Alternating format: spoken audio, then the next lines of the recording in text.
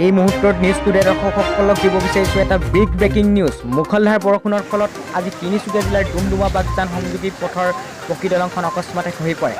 প্ৰথমভূমি প্ৰাণ ৰক্ষা পৰিল তিনিচুকীয়া জিলাৰ উপ আৰক্ষী অধীক্ষক বিতুল চেতিয়া।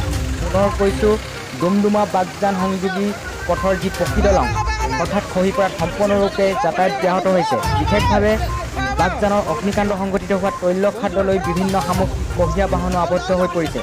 ফলত এতিয়া তৈলখাটটোৰ জুই নিৰ্বাপনৰ কাম ব্যাহত হোৱাৰ আশংকা কৰিছে। পুনৰ কৈছোঁ, বাগজান সংযোগী পথৰ পকী দলংখন অকস্মাতে খহি পৰে আজি।